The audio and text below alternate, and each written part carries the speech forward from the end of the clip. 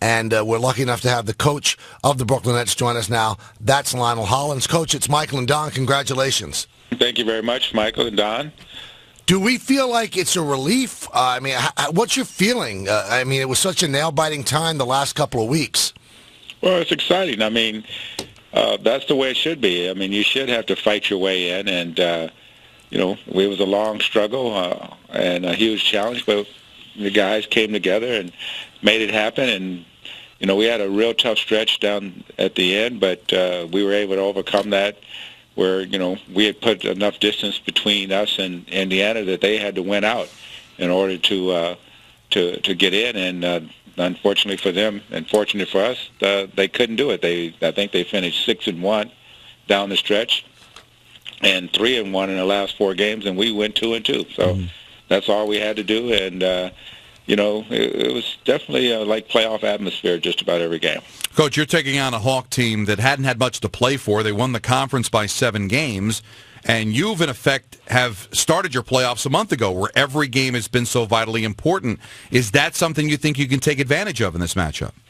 Well, whenever you've been, playing to the level that we've had to play at in order to get in, it definitely bodes well going in. But, they'll get a couple of days, just like we have a couple of days, to get their game back together with practice and their preparation for us. And, I think it'll be a good game on Sunday, and a lot of intensity. And, the Atlanta crowd will be going crazy, and we'll be able to go down there and compete and see what happens. Lionel, I watch a lot of the games on Yes, and I can't get my mind wrapped around your team. Sometimes they look like they could beat anybody, and sometimes they look like as if they could be beaten by anybody. Do you have that same view of them? Why have they been so inconsistent? Some days showing up, some days not.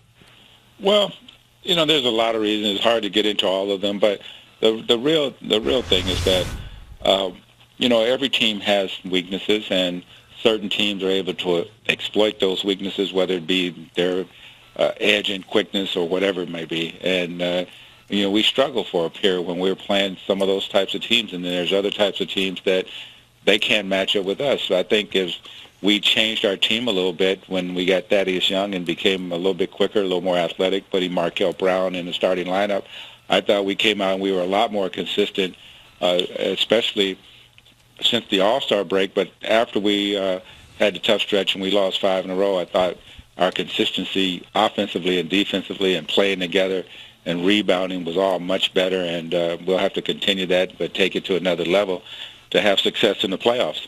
Lionel, is that the reason why the last meeting with Atlanta came right down to the end when the previous 3 meetings they won going away?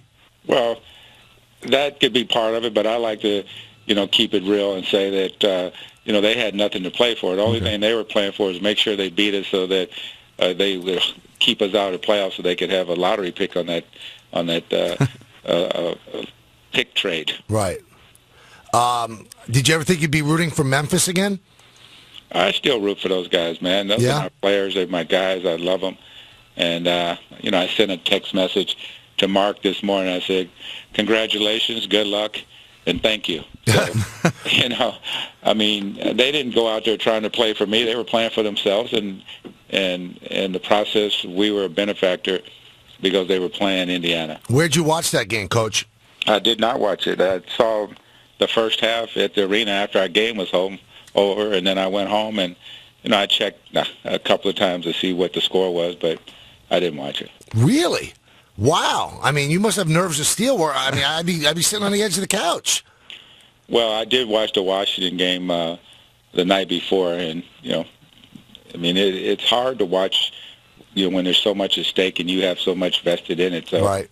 It's easier to just wait and see what happens. Coach, what's happening with your team when everything's clicking? What needs to be at its best for you to be as your best as a team?